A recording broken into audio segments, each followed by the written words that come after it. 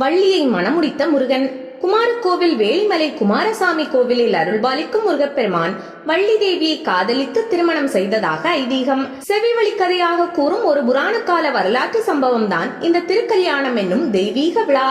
முற்காலத்தில் நம்பிமலையை ஆண்டு வந்த நம்பிராஜன் என்ற சிற்றரசன் ஒரு நாள் காட்டிற்கு செல்லும் போது வள்ளி கொடியில் படுத்திருந்த ஒரு மான் அவரை கண்டதும் துள்ளி ஓடி இருக்கிறது. மான் படுத்திருந்த அந்த வள்ளி கொடியில் ஒரு அழகான பெண் குழந்தை கிடந்தது. இதை கண்ட நம்பிராஜனுக்கு மட்டற்ற மகிழ்ச்சி.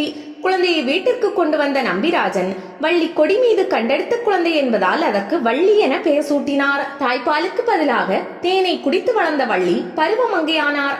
தினை பயிருக்கு காவல் காக்கும் பணி செய்து வந்த வள்ளிக்கு திருமண ஆசையும் வந்தது. தெய்வீக மங்கையான வள்ளிக்கு முருகன் என்ற பெயர் மனதில் தோன்றியது. அதே வேளையில் முருகனிடம் சென்ற நாரதர், பூலோகத்தில் வள்ளி என்ற மங்கை ஒருவர் உம்மை மணப்பதற்கு காத்திருப்பதாக கூறுகிறார். அப்படியா? உடனே செல்கிறேன் என பூலோகம் வந்த முருகன் நேராக சென்று, நான் தான் நீ விரும்பிய முருகன் என்றால் சுவாரஸ்யம் இருக்காதே என கருதிய முருகனுக்கு தந்தையின் திருவிளையாடல் ஞாபகத்திற்கு வந்திருக்கிறது.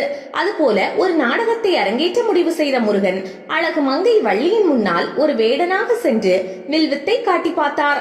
ஏறெடுத்து பார்க்கவில்லை வள்ளி. வளையல் வியாபாரியாக சென்று வள்ளியின் கையில் வளையல் போட்டு காதல் வலை வீசி பார்த்தார். மசியவில்லை வள்ளி. எப்படி சென்றாலும் தன் காதல் வலையில் விழாத வள்ளியை வீழ்த்துவதற்கு தனது அண்ணனான விநாயகரின் உதவியை நாடினார் முருகன். அதன்படி யானையாக வந்த விநாயகர் சுனையில் குளித்துக் கொண்டிருந்த வள்ளியின் முன்னால் போய் நின்றார். தனிமையில் தண்ணீரில் ஆனந்தமாய் குதூகலத்தில் குளித்துக் கொண்டிருந்த வள்ளி யானையை கண்டதும் பதறினார். ஐயோ, என்னை காப்பாற்றுங்கள் என வள்ளி சத்தம் போட்டதும் ஆபத் பாண்டவனாக கிழவர் வேடத்தில் வந்த முருகன் யானையை துரத்துகிறார். தம்பி சொல்லிக் கொடுத்த நாடகம் அல்லவா? யானையாக வந்த விநாயகர் அங்கிருந்து ஓடினார். இதை கண்ட வள்ளி அந்த முதியவரை பார்த்து நன்றி கூறினார். உன் நன்றி ஒன்றும் வேண்டாம், வயதான எனக்கு துணையாக வேண்டும் என கேட்கிறார் அந்த கிழவன். இதை கேட்டதும் அதிர்ச்சியடைந்த வள்ளி மயங்கி கீழே சாய்கிறார்.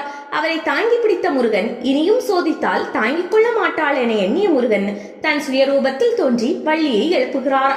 மயக்கம் தெளிந்து கண் விழித்து பார்த்த வள்ளிக்கு முருகனை கண்டதும் ஆனந்தம் பொங்கியது. அன்றிலிருந்து இருவரும் காதலிக்க தொடங்கினர். காதல் என்றால் பெற்றோருக்கு பிடிக்காதே. வள்ளி தேவியின் காதலையும் பெற்றோர் எதிர்த்தனர். தாங்கள் வளர்ப்பது தெய்வீக பிள்ளை என்றோ, காதலிக்க வந்தது தெய்வீக மகன் என்றோ அறியாத நம்பிராஜன் முருகனை கண்டித்தார். இதனால் பெற்றோரின் எதிர்ப்பையும் மீறி முருகனை மணமுடிக்க முடிவு செய்த வள்ளியை முருகன் அழைத்துக் கொண்டு செல்லும் போது இடைமறைத்த வள்ளியின் உறவினர்கள் முருகனோடு போர் புரிகிறார்கள்.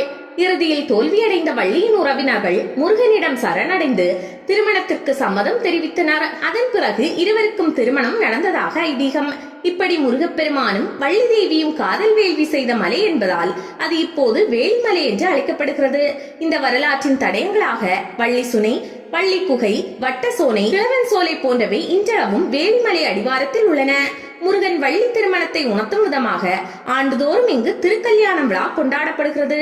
உலகில் வேறெங்கும் நடந்திராத இந்த திருக்கல்யாணத்தில் உறவினர் வீட்டு கல்யாணத்தை போல கலந்து கொள்ளும் பக்தர்களுக்கு மாங்கல்ய பிரசாதமும் திருமண விருந்தும் திருவிழா குழு சார்பில் வழங்கி வருவது தனி சிறப்பாக உள்ளது.